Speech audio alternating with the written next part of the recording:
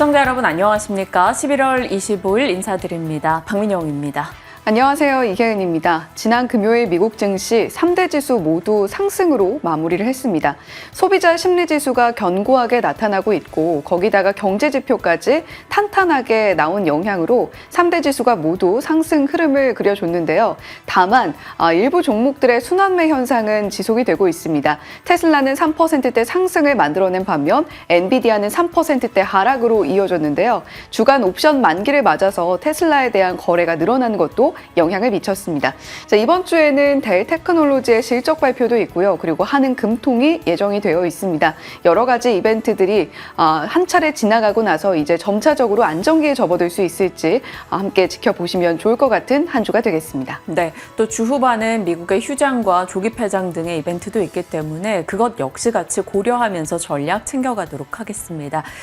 지난 금요일이 어땠는지 복기부터 함께 해보시죠.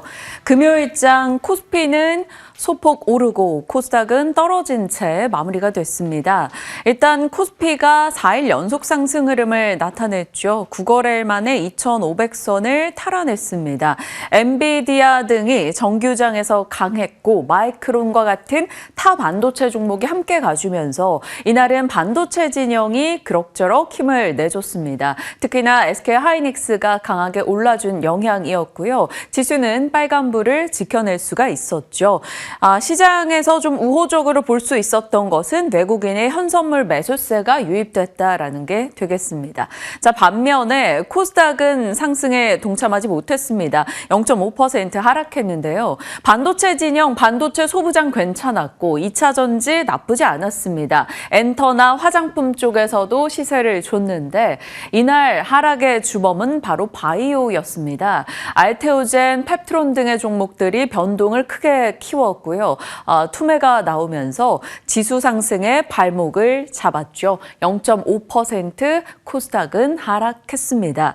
시장은 세 가지 키워드로 이날 고민해 볼 수 있었죠. 트럼프 트레이드는 계속해서 그 안에서 자금이 돌고 있다는 것을 확인할 수 있었습니다. 가상화폐, 방산, 재건, 우주 등등의 트럼프 트레이드 섹터가 계속 순환을 일으키고 있고요. 그 가운데서 나름 굳건한 것은 가상화폐와 조선 등이 되겠죠. 이날도 비트코인 10만 달러 돌파 목전에 뒀다라는 그 기대감 속에 관련주들도 시세를 함께 내기도 했습니다.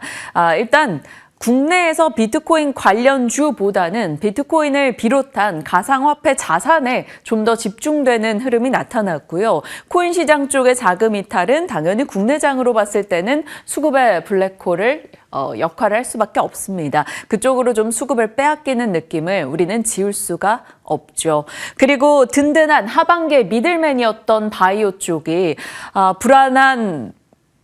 불안감을 자극하고 매도 물량이 꽤 나오고 있습니다. 그래서 이쪽으로 여기저기 빼앗기는 수급 현상이 나타나고요. 그러면서 바이오에서 빠져나오는 수급이 어디로 이동하는가에 대한 관심도도 올라갔습니다. 상대적으로 2차 전지 쪽이 조금 더 강했던 요소가 되기도 하죠.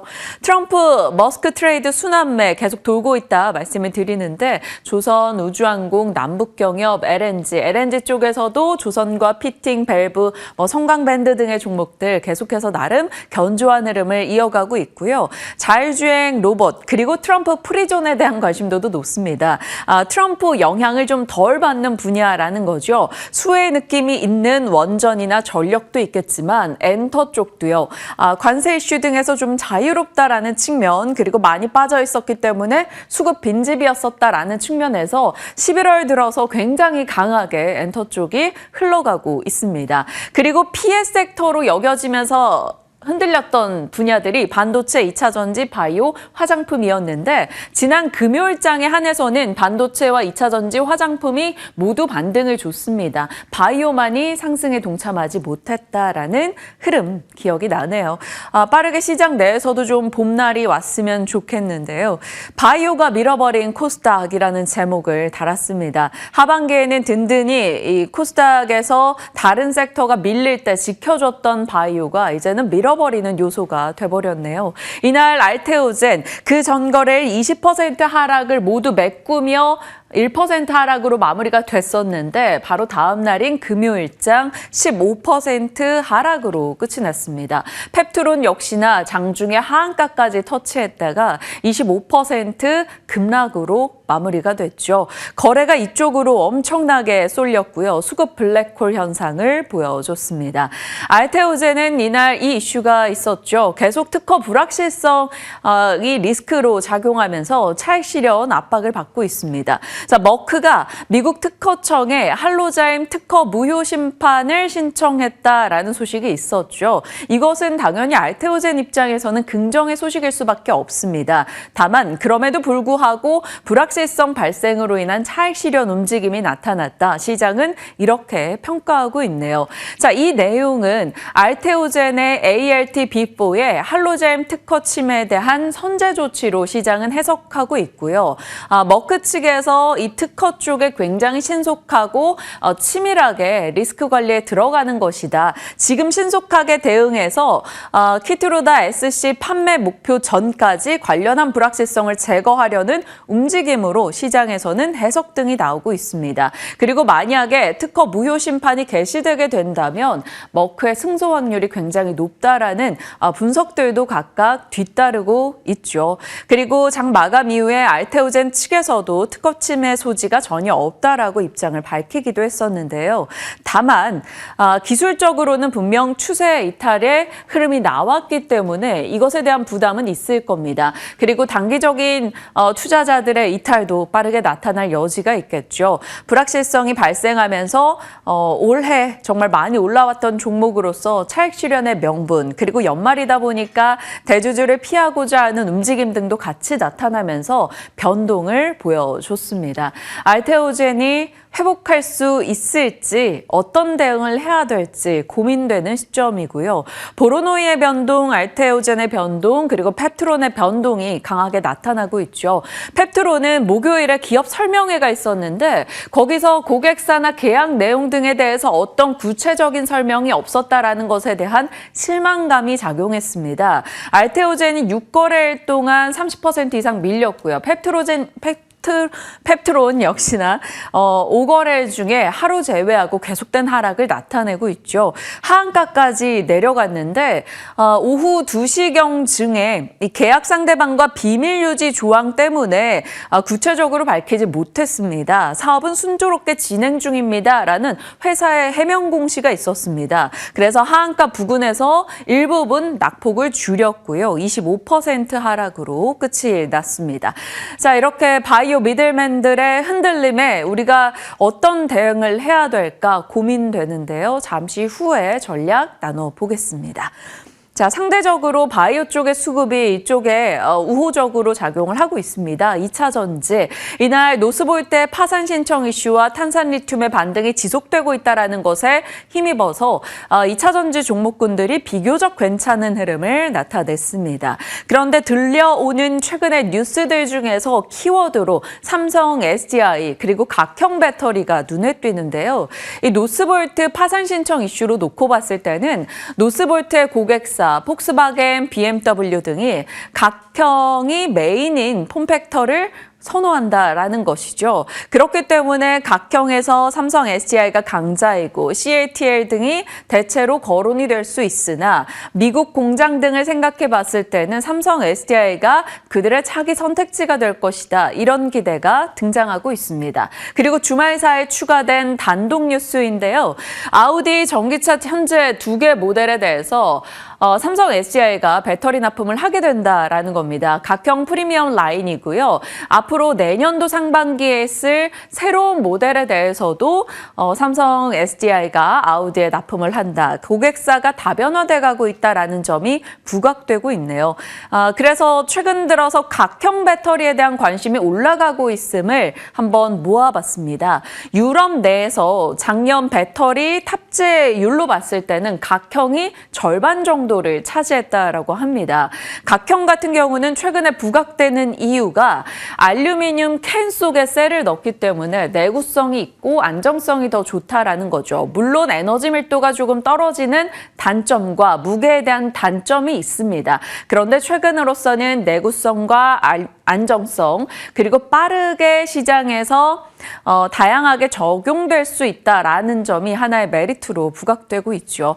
기존의 각형 배터리 강자 삼성 SDI인데 최근에 LG 엔솔과 SK 온도 이 시장에 진입하겠다라는 입장을 밝히고 있습니다. 그들이 진입하고자 하는 것은 GM이나 포드 등에서 각형 배터리에 대한 요구가 증가했기 때문이라고 하네요.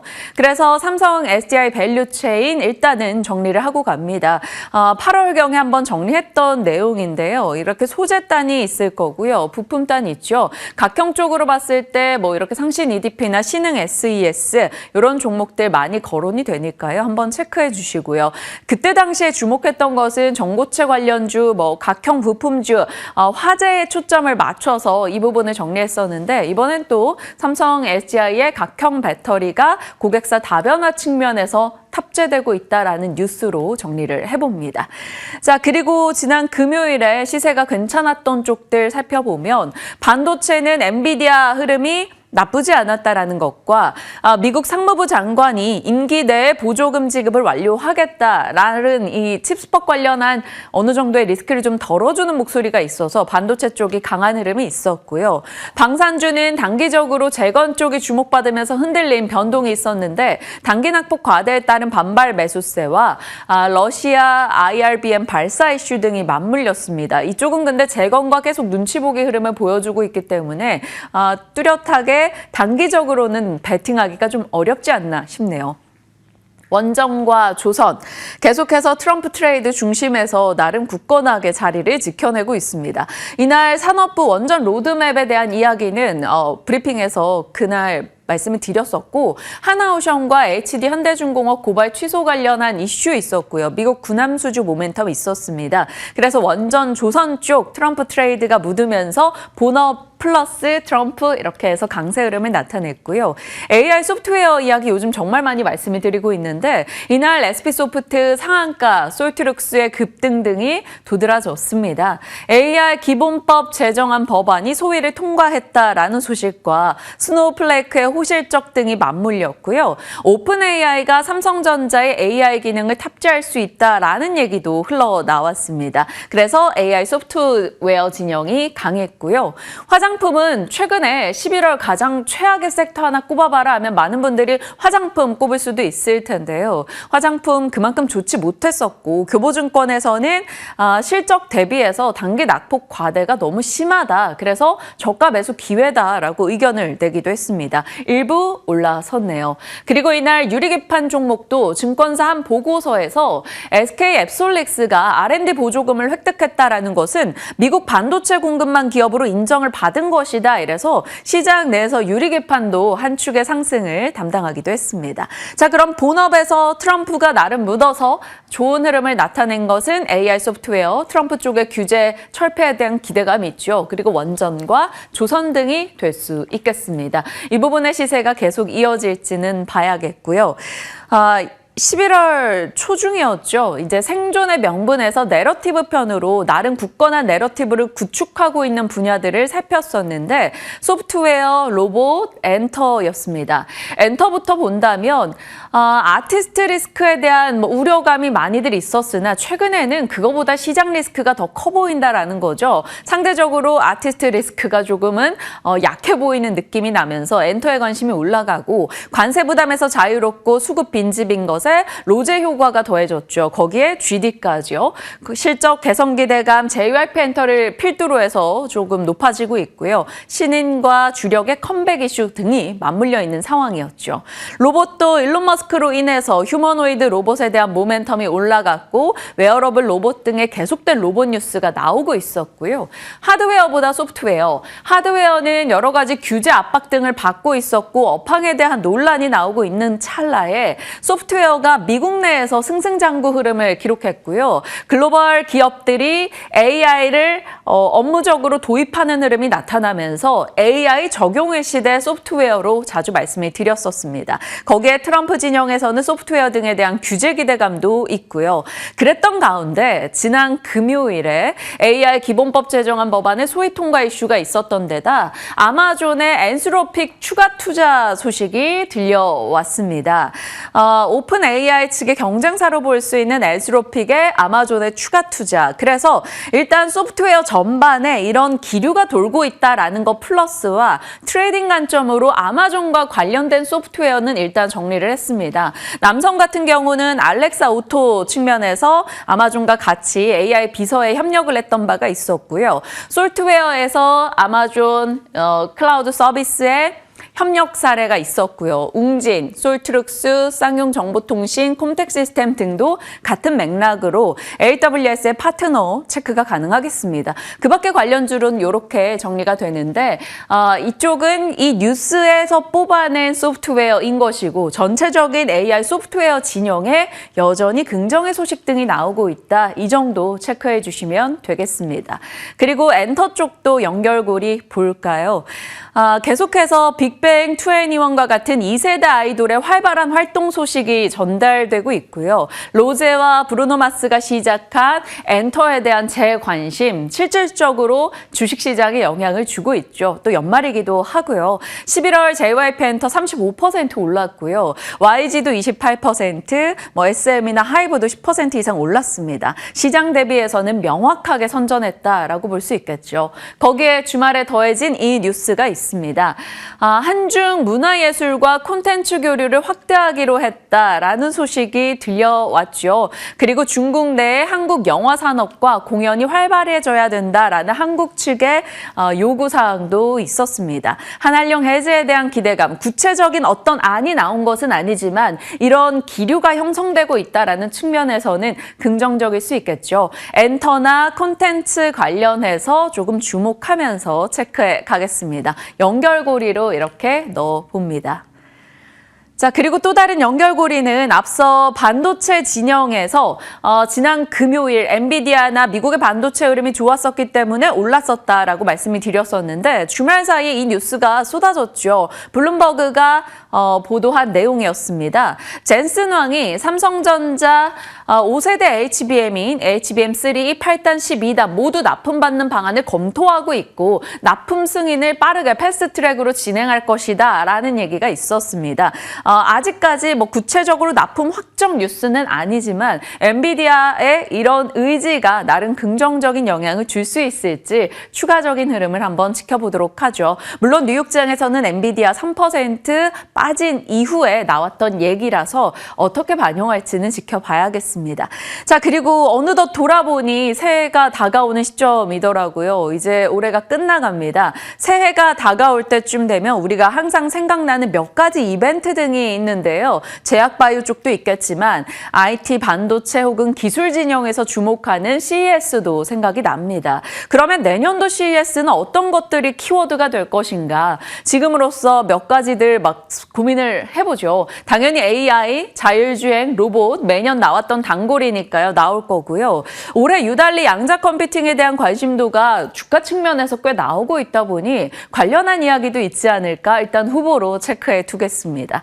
자, 로봇 쪽 먼저 살펴보죠. 심보틱이 11월 18일 호실적 이후에 관심이 증가하면서 정말 부진했던 주가를 떨치고 올라서는 흐름 미국 내에서 나타내고 있습니다. AI 소프트웨어와 로봇을 사용해서 창고 자동화 솔루션을 구축하는 업체인데요. 이에 맞서서일까요? 또 팔라다인이 주말 새벽 마감 기준으로 급등 흐름 하루 만에 130% 올라가기도 했습니다. 이 부분은 잠시 후에 살펴보죠. 그래서 로봇 혹은 자동화 솔루션 관련한 기업들의 주가가 좋아지고 있다라는 측면에서 로봇 뉴스들 어떤 것들이 나왔나 체크하고 있는데요. 웨어러블 로봇도 이야기가 있네요. 걷기도 힘들었던 어르신이 북한산 정상에 올랐다 이런 특정 언론의 보도도 있기도 했습니다. 이런 식으로 로봇에 대해서는 시세와 뉴스가 계속 조금 맞물리고 있어서 관심권역에 놓고 지켜보도록 하겠습니다. 자, 뉴욕 증시입니다. 뉴욕 증시 3대 지수 모두 올랐는데요. 보시다시피 나스닥보다 다우 쪽이 조금 더 강했습니다. 러셀 2000은 더 강했고요.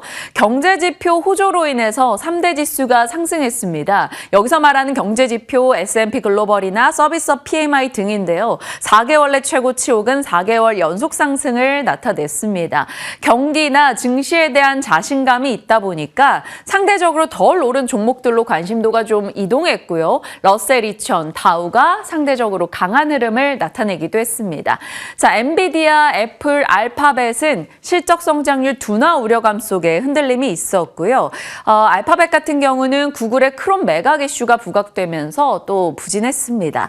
반면에 올랐던 쪽에서는 마이크로소프트, AI PC 출시에 대한 모멘텀의 1% 상승, 테슬라는 자율주행 규제 완화 기대감 여전히 작용하면서 또 옵션 거래 등의 영향 속에 4% 정도 올랐고요. 좋은 실적 내놓고 갭이 급등했습니다. 12% 상승했네요. 또 슈퍼마이크로 컴퓨터는 보고서 드디어 제출했습니다. 그러면서 주가 급등, 델도 같이 강세 흐름을 보여줬네요. 자, 뉴욕장 흐름이고요. 앞서 말씀드린 특징주 그중에서 엔비디아는 조금 부진했다라는 점 체크하겠습니다. 그런 가운데 눈에 띄는 종목군 저희가 요즘에 양자 컴퓨팅 종목들을 계속 체크하게 되는데 시세 측면에서요. 이날은 아이온큐는 3% 빠졌습니다. 그런데 퀀텀 컴퓨팅이나 디웨이브 퀀텀 등이 48%, 28% 각각 급등했고 이쪽 종목들이 1개월 상승률이 굉장히 좋다라는 점에서 최근 명확하게 좀 주목받고 있네요. 양자 컴퓨팅이 미국에서 좋은 시세를 내도 국내에서는 크게 시세를 못 냈었는데 지난 금요일에는 그래도 일부 종목들이 장중 시세를 보이기도 했었습니다. 양자 컴퓨팅 관련해서 국내도 일단은 같이 체크해 두죠. 그리고 앞서 말씀드린 팔라다인이요. 130% 급등했습니다. AI와 로봇을 융합한 기술로 방산과 민간 시장에 솔루션을 제공하는 업체인데 로봇과 자율주행의 최종 목표는 방산이다 이런 얘기도 종종 하죠. 이 업체가 레드캣 홀딩스와 틸 드론즈와 협력했고 3분기 실적 순손실이 감소했다 등의 뉴스와 최근 들어서 조금씩 이쪽으로의 관심이 증가하는 뉴스 등이 나왔고요. 그러면서 급등 흐름을 시전하기도 했습니다. 양자와 팔라다인의 상승이 어떤 의미가 있을지 국내에서 연결될 수 있을지 지켜보겠습니다. 자, 그 밖에 연결고리로는 젤렌스키가 내년 종전 가능하다, 트럼프 제안이 듣고 싶다라는 계속 푸틴과 젤렌스키가 트럼프를 의식하는 발언 등을 쏟아내고 있는데요. 오늘 장에서는 재건 쪽에 조금 우위에 목소리를 줄 만한 내용이 들려왔습니다. 일단 트레이딩 관점으로 체크해 보시죠. 자, 그리고 현대차그룹과 LG그룹 뉴스 업데이트만 하겠습니다. 자동차 진영에서 하나증권이 주주환원 혹은 밸류업에 대한 이슈가 요즘 많이 나오고 있는데 현대차그룹의 주주환원 여력이 많다라는 점을 꼽고 있고요. 현대차와 기아에 대해서 타픽 의견을 냈습니다. 그리고 LG그룹은 지난 금요일 장중에 나왔던 뉴스이죠. LG전자를 제외하고 7개 계열사가 밸류업 계획을 발표했습니다. 시세적으로 크게 의미 있었다라기보다 는 LG 생활건강을 제외하고는 일단 뉴스 측면에서 이렇게 살펴보시고요. LG 생활건강은 시세 측면에서도 그래도 3% 정도 상승 흐름을 나타냈네요. 그 밖에는 빙그레 인적 분해를 통해서 지주회사 체제로 전환한다라는 뉴스 있었고요. TCK의 승소 이슈 있었다라는 점 기억해 주시죠. 자, 이번 주 일정입니다. FOMC 의사록 공개 있을 거고요. 델, 메이시스, 베스트바이 등의 실적 발표 체크가 필요하겠죠. 그리고 목요일 밤엔 이제 미국 증시는 휴장인데 이날 목요일 우리 한국의 금통위 금리 결정 예정이 돼 있습니다. 그리고 금요일 미국 증시 조기 폐장, 블랙 프라이데이까지 연결이 되니까요. 이런 흐름까지 고려해서 이번 주 초반에 어떤 대응을 해야 될까 같이 고민해 나가겠습니다. 자, 시장 흐름 살폈고요. 섹터 뉴스 들어가 보죠. 오늘 어느 쪽 잡아주시나요? 네, 우리 시장이 11월 들어서 상당히 큰 요동치는 모습을 보여줬습니다. 그런데 지금 다가오는 계절과는 다르게 톡톡히 훈풍을 누리고 있는 섹터가 있죠. 바로 조선입니다. 조선 그리고 조선 기자재까지 최근에 52주 신고가를 계속해서 돌파해 나가는 종목들의 개수가 늘어나고 있습니다. 지난 금요일 조선과 조선 기자재 섹터 내에서 52주 신고가를 돌파한 종목들 쫙 정리를 해봤습니다. HD 현대중공업이 3.7% 오름세를 보여주면서 52주 신고가 돌파. 그뿐만이 아니라 삼성중공업, 한화엔진, 성광밴드, 동성화인텍, 오리엔탈 전공이 모두 52주 신고가를 지난 금요일 돌파한 종목들이었습니다. YTD 수익률도 괜찮을까 하고 들여다보니까 상당히 탄탄하고 견고하게 올 한 해 동안 주가 흐름을 안정적으로 쌓아 올려왔습니다. HD 현대중공업이 95.9% 연간 상승률로 가장 큰 폭의 상승 흐름을 만들어냈고요. 삼성중공업도 61.5%의 상승폭에 달했습니다. 한화엔진도 77%, 성광밴드 68%, 동성화인텍 21%에 그치고 있습니다만 오리엔탈 전공도 72% 상승으로 상당히 좋은 모습을 올 한 해 동안 기록을 했구나라고 한 해를 맞춰가는 시점에서 돌아보니까 조선과 조선기자재 섹터는 나쁘지 않은 한 해였다. 이렇게 좀 요약 정리가 가능해질 것 같습니다. 자, HD 현대중공업의 최근 최고 목표가는 32만 원으로 제시가 되어 있는데요. 하나증권에서 나온 의견입니다. LNG뿐만이 아니라 방산, 엔진 모두 3위일체로 HD 현대중공업을 만들어주고 있다라는 이야기 내놓고 있는데요. 평균적인 최근 3개월의 평균 TP는 24만 원 수준입니다만 과연 32만 원 선까지 뚫어낼 수 있을 것인가 한번 지켜보시는 것도 관건이 될 수 있을 것 같습니다. 삼성중공업의 최근 목표가는 2만 원이 최고 목표가인데 3분기 컨센서스가 12% 상회한 데에는 삼성중공업 좋은 호실적이 배경이 있었다라는 이야기도 하고 있습니다. 한화엔진, 성광밴드, 동성화인텍, 오리엔탈 전공까지 최근 최고 TP를 제시한 증권가의 의견까지 정리해봤으니까요. 한번 함께 체크해보시면 좋을 것 같습니다. 자, 그렇다면 조선과 조선기자재 섹터 어떻게 흘러가고 있는가 대형주를 중심으로 한번 정리해 보겠습니다. 바쁘다 바빠 현대, 삼화 이렇게 제목을 지어봤는데 현대중공업뿐만이 아니라 HD 현대, 한국조선해양그룹 그리고 삼성중공업, 하나오션까지 3분기에 사업장 평균 가동률이 모두 일제히 늘어났습니다. 그리고 조선업의 슈퍼사이클은 과연 언제까지 이어질 것인가 이런 이야기가 벌써부터 흘러나오고 있는데요. 내년에도 안정적으로 지속할 것이다라는 이야기 나오고 있죠. 내년에 수주 물량은 500억 달러를 돌파할 수도 있을 것이다. 이런 전망 나오고 있습니다. 올 한 해도 지금까지 현재 쌓여있는 누적 수주 잔고에 더해서 앞으로 조금씩 더 수주가 나올 수 있는 가능성까지 합치면 한 400억 달러가량으로 추산이 되고 있는데요.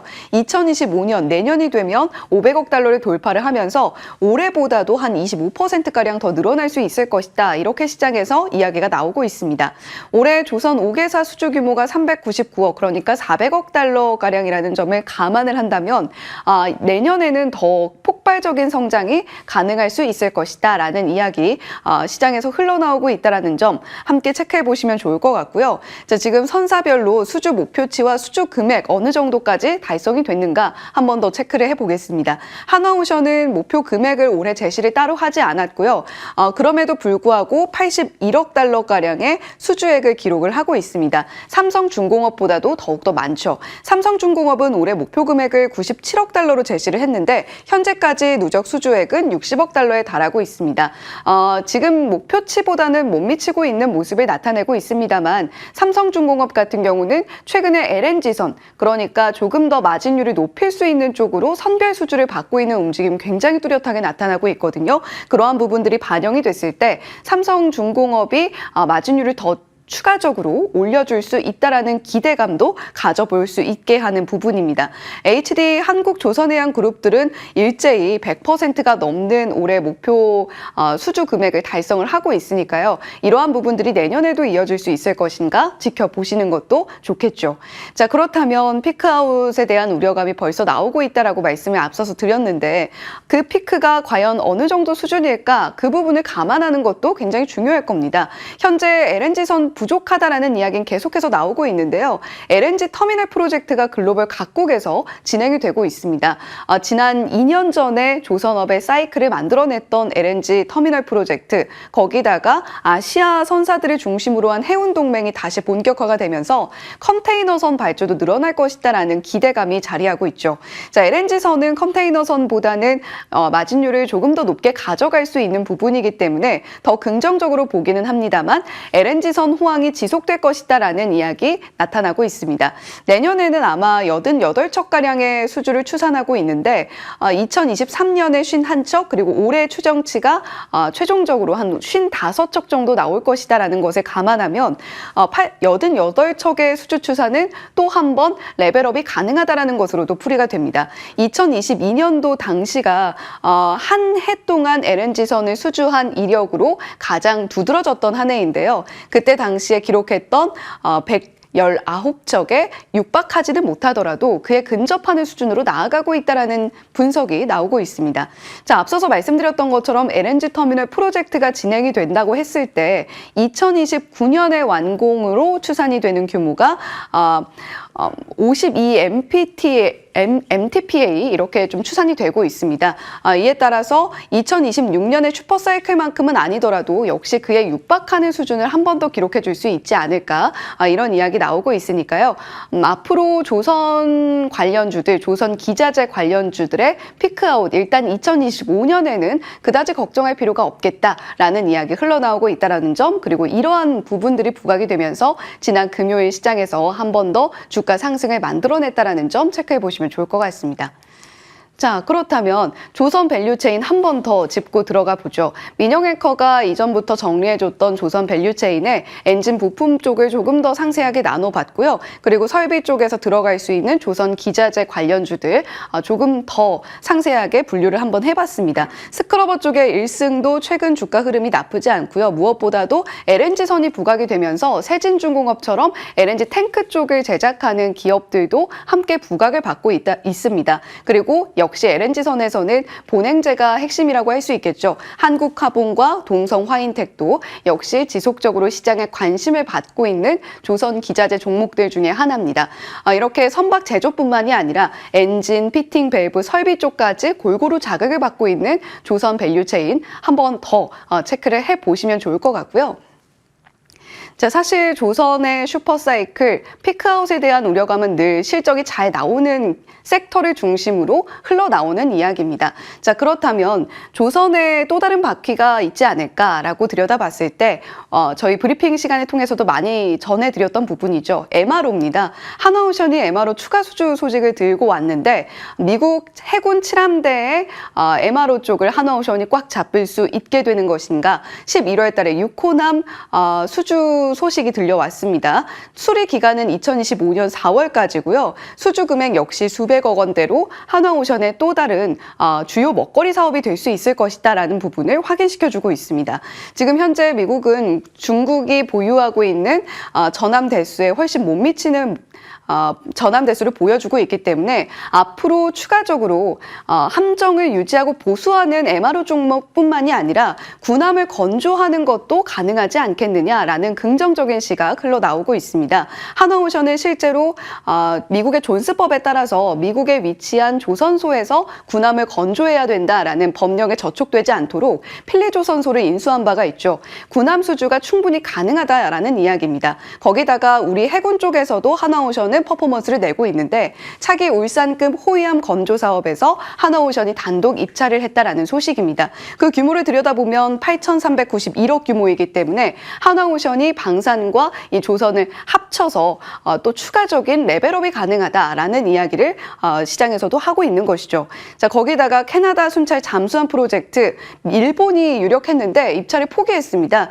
지금 이미 호주 쪽에서 입찰을 성공한 바가 있기 때문에 납기일을 안정적으로 맞춰줄 수가 없을 것이다라는 이야기가 나왔는데 역시 일본이 입찰을 포기하면서 하나오션과 HD 현대중공업의 수주 가능성이 상당히 높이 올라가 있는 상황이니까요. MRO 쪽에서 HD 현대중공업이 한번 성과를 낼 수 있을지 아니면 하나오션이 추가적으로 그 열매를 따갈 수 있을지 한번 지켜보시면 좋을 것 같습니다. 또 하나오션과 HD 현대중공업 같은 경우는 한국형 차기 구축함 입창 관련 소송정도 중단했다라는 소식 앞서서 민영앵커가 전해줬으니까요. 이러한 부분들도 지속적으로 체크해 보셔야 되겠습니다. 자, 그렇다면 MRO 쪽으로 자극받을 수 있는 종목들 한번 정리를 해봤습니다. 11월 8일 투자뉴스 7에서 전해드렸던 표인데요. 한화시스템, LIG, 넥스원 같은 방산 기업들 그리고 중소형 방산에 속하는 코츠테크놀로지뿐만이 아니라 기존에 우리가 조선주로 주로 이야기하는 하나오션과 HD 현대중공업 그리고 조선 기자재 쪽 STX 엔진, 그리고 범한 퓨얼셀. 지금 뭐 STX 엔진이라던가 범한 퓨얼셀 같은 경우는 한국투자증권에서 이 자료를 정리하면서 특히 또 강조를 했던 종목들이니까요. 한번 더 시장에서 주목을 해보시면 좋을 것 같습니다. 자, 오늘은 또 MSCI 리밸런싱이 이루어지는 날입니다. 편입 종목은 현대로템, 편출 종목은 7종목으로 이렇게 이야기가 나오고 있는데요. 인덱스 변경은 오늘 종가에 반영이 돼서 내일부터 변경 종목이 반영된다라는 부분 참고해 보시면 좋겠습니다. 신규 종목은 아니지만 네이버와 엔캠의 경우에는 유동 비율이 상향 조정이 됐고 금호석유는 유동 비율이 5%포인트 하향 조정이 됐다는 점도 함께 참고를 해보시면 좋을 것 같습니다. 주말 속 들려왔던 뉴스들 그리고 금요일의 흐름들까지 정리를 해봤습니다. 이제 이 내용을 토대로 이번 주 어떤 전략을 취해야 될지 고민하겠습니다. 지금부터 함께 하시죠.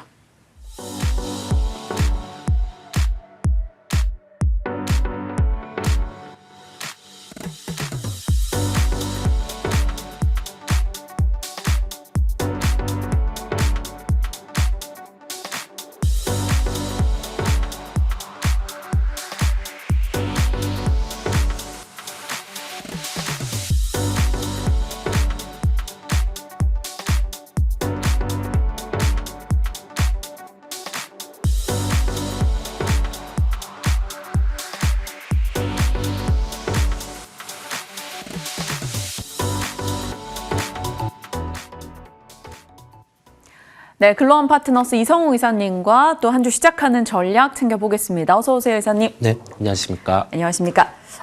지난 금요일 반도체 괜찮았고요. 주말 마감된 뉴욕장에서는 엔비디아가 하락했습니다. 하지만 주말 사이에 또 젠슨왕의 인터뷰 얘기가 이슈가 되면서 삼성전자, HBM 빨리 승인할 거다 뭐 이런 기대감이 또 자극됐어요. 국내 반도체 진영 어떤 대응이 필요한 시점일까요? 엔비디아 입장에서는 HBM의 승인이 필요한 상황입니다. 다른 고객사 같은 경우가 들어와주면 닭간 측면에서도 엔비디아 입장에서는 더 유리해지다 보니까요. 그 다음에 지금 부족한 그 공급 같은 경우를 대응해 줄 수 있는 다른 기업이 들어와줘야 엔비디아 입장에서는 유리하다 보니까 그걸 기다리고 있는 상황이고요. 다만 아직 승인이 나타나지 않았다라는 점이죠. 연초부터 우리 정황으로만 접근을 했다가 주가는 다시 역으로 하락이 나타나는 경우가 많았다 보니까 가격 메리트만 가지고 종목을 택할 수는 없습니다. 네, 그렇다 보니 이와 관련해서는 삼성전자 밸류체인의 장비주들은 좀 반응할 수는 있겠지만 네. 급할 필요는 없겠어요. 굳이 무리하지 마시고 삼성전자 같은 경우도 여전히 무리하지 말자라는 시각을 유지합니다.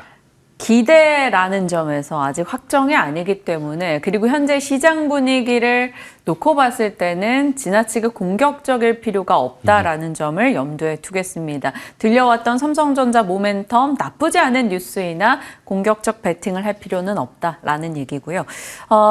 알테오젠, 펩트론 얘기 좀 해보겠습니다. 지난 금요일에 저희가 전 거래일에 20% 하락을 만회한 것에 대해서 알테오젠에 대한 시각을 여쭤봤을 때 섣부르게 매수 대응을 하지 말자라고 답변을 주셨어요. 일단 그 말을 듣고 이제 금요일에 대응을 안 하셨던, 그러니까 저가 매수를 하려고 진입 안 하셨던 분들은 정말 다행인 겁니다. 금요일장 또 속절없이 15% 밀려버렸어요. 네. 계속 특허 관련한 이슈가 부각이 되고 좀 추세적 이탈이 나올까에 대한 두려움도 작용하는데 네. 알테오젠 먼저 짚어주세요. 우선은 심리까지 더해진다라고 보입니다. 이 심리라고 하면 매도가 매도를 부르는 현상인데 아무리 좋은 소식이 있다 하더라도 매도자 우위의 종목 같은 경우는 이와 같이 변동성이 커질 수 있습니다. 그러면 생각해 볼 점이 좋은 내용에 대한 변화는 없어요. 이 특허 이슈 같은 경우도 알테오젠에게 오는 데미지는 거의 제로에 가깝습니다. 다만 주가는 조정이 나오고 있다는 거죠. 네. 기술적인 측면에서 밑꼬리를 이렇게 다는 흐름이 변동성이 커질 때 나타났고 그 여진이 금요일에 나타났어요. 그리고 나서 이번 주간 같은 경우도 동일하게 그 여진이 있을 수 있습니다. 네. 평소보다 주가의 변동성이 높다라는 거죠. 그러면 그걸 감내 가능한 분들은 기술적으로도 반등이 나올 확률이 높다 보니 그걸 활용해서 트레이딩 관점으로 접근이 가능한 거고요. 그렇지 않을 분들 같은 경우는 우선 주가의 변동성이 평소처럼 줄어드는 걸 확인하고 접근이 가능하다고 열어둡니다. 즉 추세가 가격이 지금 가지고 있는 좋은 스토리 내용을 반대로 흘러가는 거잖아요. 주가가 빠질 때는 거기에 맞서려고 하지 마시고요. 되려 좀 파도를 피하고 변동성이 줄어들 때를 기다리시는 게 낫다라는 말씀을 드립니다. 그러니까 시장이 계속 고민하는 게 알테오젠이 받게 되는 리스크 자체가 그리 없는데 일단 주가가 이렇게 하락으로 반응을 하기 때문에 어떤 대응을 해야 될까 투자자분들이 많이 고민하고 있습니다. 일단 이사님의 시각에서는 단기 반등을 노리는 트레이딩은 가능하나 추세적 베팅을 하실 분들은 어느 정도 변동이 충분히 줄어들고 나서 대응해보자라는 의견이신 거네요. 펩트론도 혹시 코멘트 가능하실까요? 펩트론은 일라일리와 관련된 한국 인력을 뽑는다라는 소식이 공고가 되었어요. 그래서 오늘 또는 주 초에 기술적 반등은 나타날 겁니다. 네. 그럼에도 불구하고 여전히 변동성은 존재할 수 있어요. 아마 거래로 우리가 기업들의 주가 흐름을 본다라고 하면 대량 거래가 발생하고 나서 주가는 이런 식으로 빠졌잖아요. 거래가 줄면서 단봉이 발생하거나 여기에서 대량 거래 발생하면서 다시 양봉이 발생하는 구간이 있을 거거든요. 주가가 조금 더 빠르게 내용들을 얘기를 해주다 보니 그런 게 나타나는지 보고 접근하는 게 낫다라는 말씀 드립니다. 네. 잘 지켜보면서 거래 그리고 뉴스 추적해서 대응해 봐야 될 것 같습니다. 7월부터라고 해야 될까? 아무튼 하반기 들어서 이 바이오 쪽이 잘 나갔었고 엔터가 부진했던 가운데 최근 들어서는 11월 엔터는 좋고 바이오가 이렇게 흔들림을 보입니다. 엔터는 이제 그동안 미리 많은 매를 맞았기도 했고요. 여러 가지 모멘텀이 또 더해진 가운데 한중 협력에 대한 기대감도 올라갔어요. 그래서 엔터주 어떤 대응이 필요할까요? 보유하고 계신 분들은 여전히 보유하고 갈 수 있어요. 이게 왜냐면 실적 추정치도 올라오기 시작을 했죠. 네. JYP 엔터가 보여준 실적이 하나의 구심점이 된 거고, 그러면서 나머지 엔터 기업들 같은 경우도 3분기보다는 이제 4분기가 나아지는 구조고, 내년 초에는 잠시 실적 공백이 있을 수 있지만 내년에 대한 전체적인 실적 추정치가 올라갈 수 있습니다. 돔 투어에 대한 그 라인업 기준도 3년 차까지로 낮아진 상황들이다 보니 매출 볼륨들이 커질 수가 있는 큰 틀에서 그 점을 생각을 하시면 되겠고요. 여기에서 매출이 더해질 수 있는 시장이 다시금 열린다라고 하면 그것은 중국이겠는데, 이 중국 모멘텀은 나타나면 초긍정이고요. 나타나지 않으면 그냥 아닌 걸로 생각하시면 될 것 같아요. 만약에 나타난다라고 하면 적어도 JYP 엔터 기준으로 한 50%의 상승 여력은 추가가 됩니다. 그래서 이 부분에 대한 모멘텀, 콘서트가 열리기 시작한다라고 하면 엔터주들 같은 경우는 전고점 정도의 수준까지도 올라갈 수 있음을 열어두겠습니다. 그러니까 그것이 아니더라도 엔터에 대해서는 지금 분위기가 많이 좋고 긍정인데 거기에 플러스 알파로 중국 모멘텀이 정말 열리게 된다면 추가 상승 여력이 충분히 더 크게 남아있다라고 얘기해 주신 겁니다. 엔터 탑픽은 JYP로 계속 가실까요? 원래는 그 하이브였고 JYP는 이제 실적적인 체력이 좋다 보니까 함께 좀 이렇게 가지고 갈 수 있는데, 엔터 4사죠. 하이브, JYP 엔터, SM, YG 엔터 구분 없이 다 좀 비례해서 함께 보시면 되겠습니다. 알겠습니다. 엔터 전반에 대한 긍정의 시각이네요. 자, 반도체, 바이오, 엔터 등에 대한 여러 이슈들 같이 담아서 전략 정비를 해봤고요. 조선도 가겠습니다. 저희 최근에 이제 트럼프 트레이드 플러스 조선의 본업 모멘텀까지 살펴가면서 전략들을 꽤 많이 짚었었는데 계속적으로 조선이 이제 좋은 시세를 유지합니다. 신조선가도 좀 반등 다시 한번 보여줬고요. MRO 이슈 등도 부각되는데 지금 조선 섹터는 어떤 자리입니까? 조선 섹터가 주가는 빠르게 올랐다 보니까 아마 가격 조정이 나올 때는 변동성이 커질 거예요. 마치 이 추세가 끝난 것처럼 가격 조정은 나올 수가 있는데 여전히 추세 상승에 대한 부분이 이어지고 있다 보니까 관심을 가지시면 되겠고, 다만 능선으로 치자면 한 뭐 7부 능선 정도는 7부 왔다라고 네. 볼 수 있을 것 같아요. 아직 한 3부 정도가 남아 있는데 큰 틀에서 한 그 정도 주가라고 생각하면 될 것 같아요. 그러면 뭐 이런 경우에는 장중에 변동성 또는 가격 조정이 나올 때 충분히 뭐 매수를 해볼 수 있음을 열어두고요. 거기에 대한 근거는 캐나다 잠수함 수주가 우리나라가 가지고 올 가능성이 높아졌어요. 네. 일본 기업이 여기에서 참여를 않겠다라고 했고, 그다음에 하나오션과 HD현대중공업 간에 약간 분쟁도 이제는 마무리가 되었고, 됐죠. 두 기업 중에 한 기업이 다 갖고 간다라고 하기보다 나눠서 나올 수 있는 수주 가능성도 존재를 합니다. 그래서 뭐 하나오션, 그다음에 HD현대중공업에 대한 부분은 관심을 가지는 거고, 미국이라는 큰 틀에서 지금 에너지, 그중에 수요가 늘 수 있는 쪽은 천연가스입니다. 그래서 LNG 선을 만드는 기업들도 역시 관심이 필요합니다. 그게 뭐 삼성중공업 이런 쪽으로 큰 틀에서 조선, 그다음에 금요일에 조선 기자재 쪽이 하루 만에 반응을 다 했죠.